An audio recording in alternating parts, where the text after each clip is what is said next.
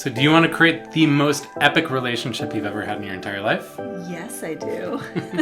Good, I'm Gerald Rogers. And this is Maya Rose. And today we're going to be talking about the first principle of the Legendary Code, the principle of radical responsibility, and how that relates to creating the relationship of your dreams.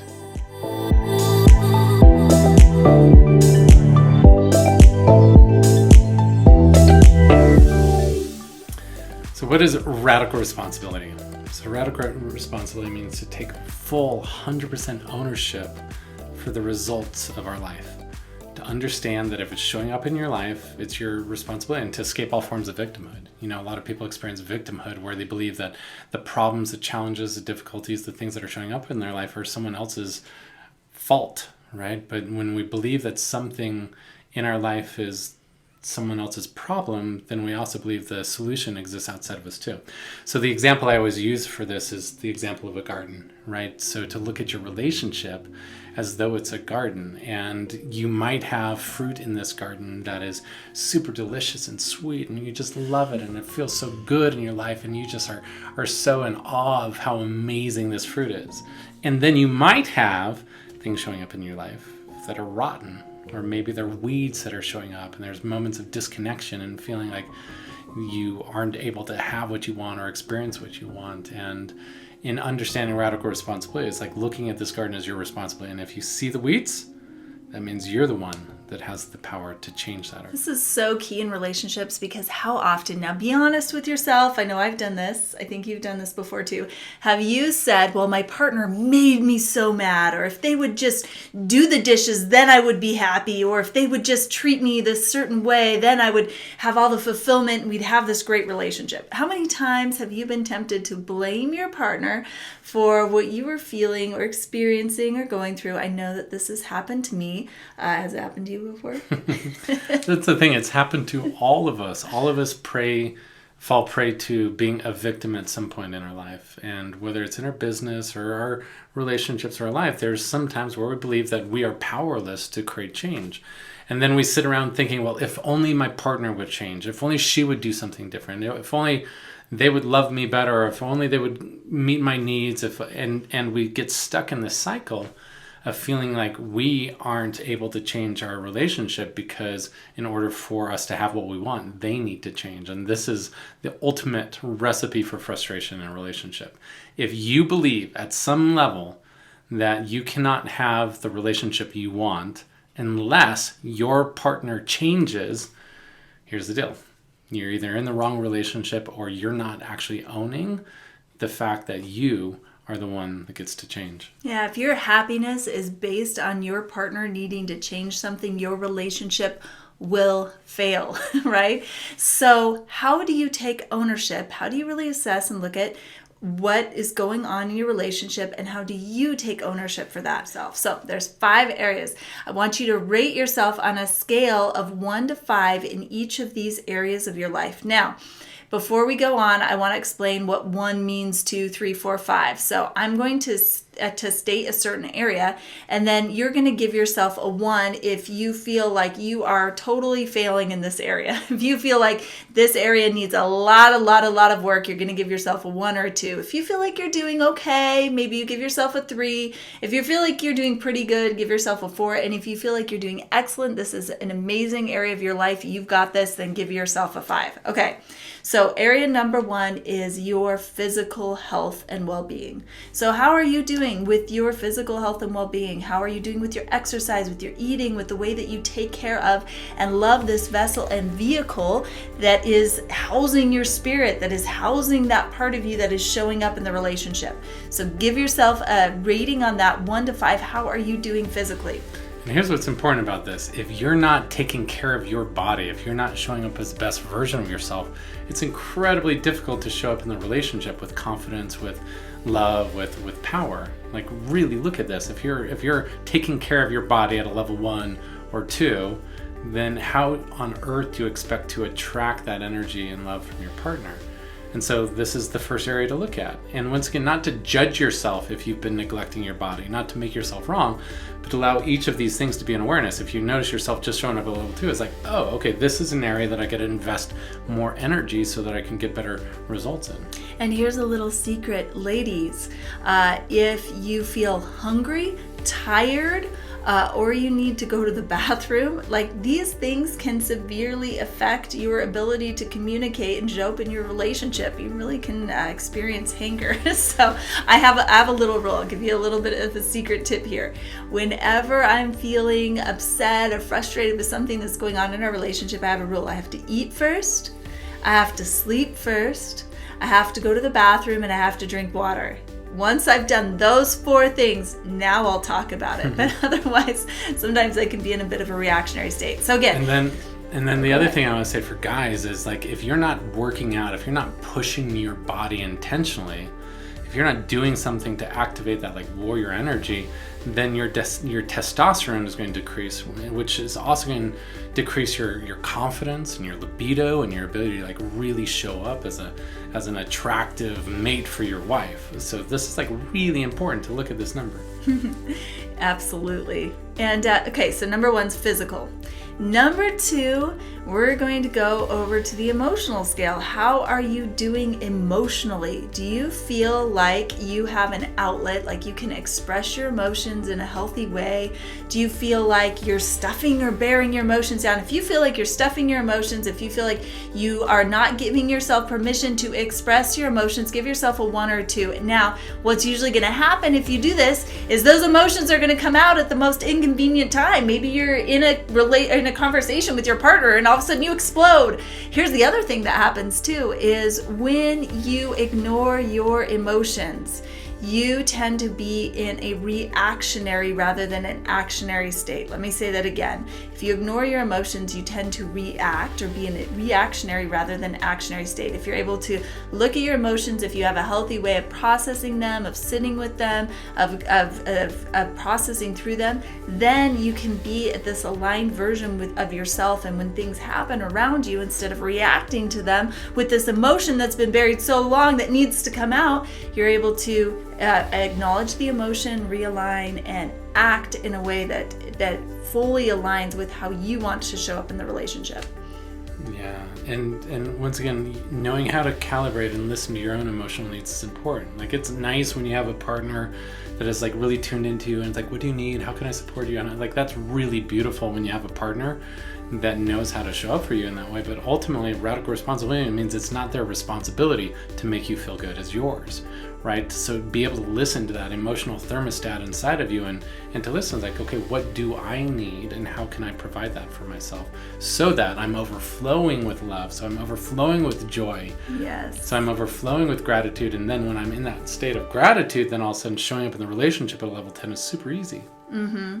And rate yourself high on this one if you feel like you do have a way to process through your emotions, if you feel like you're able to journal or express yourself and you show up an aligned version of you in your emotions in your relationship. Okay, so number 1, we got physical, number 2, emotional. Now number 3, this one's mental. So how are you doing at growing your education? How are you doing at feeding your brain? Are you listening to books? Are you taking classes? Are you learning new things that stimulate you mentally? Because what happens is when you stop stimulating yourself mentally, you get stuck in this rut. When you stop growing, you feel stagnant, and that stagnation shows up in your relationship. So how are you doing mentally? If you feel like you've come to a halt with your mental growth, if you no longer are doing the things and pursuing your passions and growing and learning, give yourself a 1 or 2. Now, the other thing that's going to happen here is as you pursue your passions, as you grow, as you learn, it's going to activate your body. It's going to activate that fire and passion within you, which you're going to bring to your relationship. So if you're growing and learning, if you're feeding your brain and you feel like you are consistently doing this, give yourself a higher score, 4 or 5. Yeah, I notice at times in my life where I feel stagnant, where I feel like kind of numb, and I'm just not like really doing anything to challenge myself. I'm not really pursuing goals. I'm not educating. In those moments, it's like if I'm not inspired by myself, if I'm not turned on by my life, it's really hard for me to turn her on or even to be turned on by her because I'm like emotionally flatlining. And so to have something that excites me, to have something that's driving me and I'm curious about, that I'm interested, to have books that I'm reading or courses that I'm taking really helps me to feel alive so that I can show up fully in the And right relationship. now you're getting turned on by AI. There's so many things that turn me on. ChatGPT. Like so many things that I'm like, oh my gosh. Learning and growing. Like, we live in such an incredible Yeah. world with endless things to learn. And when I'm like excited by that, then that excitement feeds into how I can show up and the conversations we can have and the way that we can engage together. Yeah, absolutely. Okay, so we've got the physical, we've got the emotional, we've got the mental. Now let's look at the spiritual aspect of this. Are you growing spiritually? Are you doing these spiritual practices, whatever that looks like for you? Are you taking walks in nature and having conversations with God? Are you meditating? Are you connecting to the universe? What are you doing to expand and grow spiritually? What are you doing to connect with Source? And if you can't remember the last time you did this, give yourself a 1 or 2. If you feel like you do this regularly, give yourself a 4 or 5 or 4 or 5. I was going to say a 6, maybe a 6 because this is a spiritual one. You get to go extra credit on this one. But here's the deal. If you aren't feeding your spirit, then you aren't going to be able to show up as the best, highest version of you in your relationship. So how are you doing on feeding yourself spiritually, on connecting to Source? This is an interesting one because sometimes I think people are fed the idea within relationships that you should make your partner first. And I don't agree with that at all. Your partner should come third. First should come you and taking care of you and building a relationship with you. Second should come your relationship with Source and feeding and developing that relationship with Source. And then third comes your partner. And when that happens, you are overflowing in this energy of love and commitment and passion, and your partner benefits because of that. If you put your partner first and your connection with Source, your connection with yourself goes after that, then you become depleted and you have less to give. And so this is really important. How are you doing in terms of taking time away from your partner where you're just connecting with Source and feeding that energy within inside of you? Yeah, absolutely. So make sure you're feeding your spirit. Now, the 5th and final category is social. So how are you doing with your relationships with other people? Do you have a social life? Do you have a social life outside of your partnership? Do you have friends? Do you have a community? Do you have a tribe? Do you have people that you're connecting with and growing with? Now, what happens is if you don't have that, oftentimes when I see this in relationships, I know this relationship is going to be experiencing some kind of components of codependency, because you need a tribe. Now you can have this tribe together as a couple where you have couples friends, or a community as a couple, or this could be your girlfriends if you're a lady, or you can, having your guys night. But how are you doing in your social life beyond just the relationship that you're having with your partner? So rate yourself on a scale of 1 to 5. Give yourself a 1 or 2 if you're like, I don't really have any friends outside of my partnership. Give yourself a 4 or 5 if you feel like you have supportive friends, a good tribe, and a good community that you can thrive in that tribe. Yeah, and it's really beautiful to have different people in your life meet different needs that you have, right? And so expecting one person to fill every one of those needs for you is pretty unfair. But if you have friends that you love talking to, if you have friends that you can process your emotions with, if you can have friends that enjoy different activities and sports, and maybe your partner doesn't, it's beautiful. I mean, I love in our relationship, we do so many things together and we love it, but I also love that she has her own friends that she can go and play with, and she has her own people that she loves that she can connect with, and those people feed her heart so that she brings even more into our relationship. And I love that you went longboarding with your guy friends the other night. I love when Gerald goes to guy night because he comes back and he's like so activated in his masculine energy, and there's just a way that I can't activate him that his fellow masculine counterparts can, right? So give yourself a score on that social component. All right, so now that we've gone over these 5 components, the physical, the emotional, the mental, the spiritual, and the social, now that you've taken accountability for yourself, see where you are. And the scores that are low, just ask yourself, what is one daily routine, what is one habit that I can start incorporating into my life to create a more balanced aspect of my, I call this the balance wheel. If you were to think of each of these as a slice of a pie or a spoke on a wheel. So where are you out of balance, and what can you do to create or provide more balance in that area of your life? Start asking yourself that question. Right. In your garden, which is your life, you have all this different fruit that's showing up. And you might also experience some weeds or some fruit that you don't like. And so in taking ownership for your life, it's just saying, hey, I'm going to be the master gardener of my life. I'm going to tend to this garden. And if I see something I don't like, if I see an area where it doesn't show up, if I see weeds that are growing, I'm going to take accountability. I'm going to invest more of my energy to make sure that area is taken care of. And when you do that in your relationship, and you do that within other areas of your life, when you really take radical responsibility, then you'll notice that over time you walk into your garden and it's the most delicious and amazing garden. You have the most incredible fruit because you've invested in creating that. And here's some extra credit. Once you've looked at these 5 areas of your life, once you've tended to your garden in your physical body, in your emotional well-being, in your mental growth, in your spiritual connection, and in your social relationships, now you can come together as a partnership.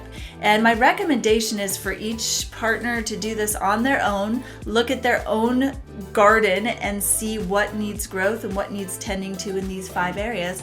And now once you've done that, you can come together as a couple and you can say, okay, how as a couple are we doing in our physicality? How are we doing in our emotional relationship with each other? How are we doing in our mental growth? What are we doing to grow together? How are we spiritually growing together?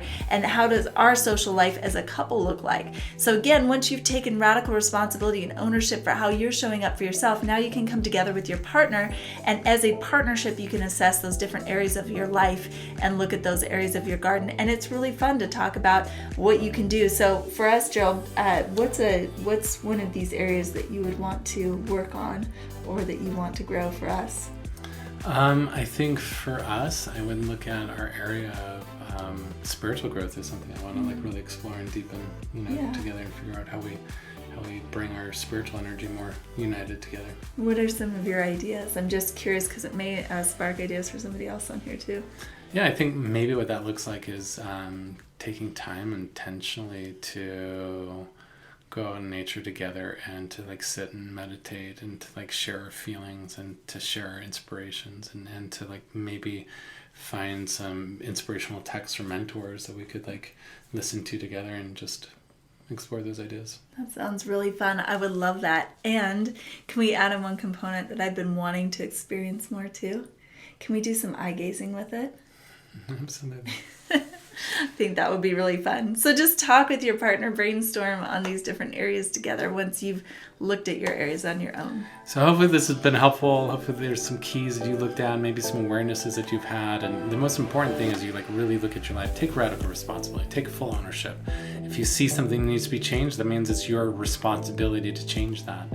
And when you do this, watch your garden of your life flourish. So hopefully this has been helpful. Join us for our next video where we talk about purposeful production and knowing how to really bring the energy of purpose into the work that you do.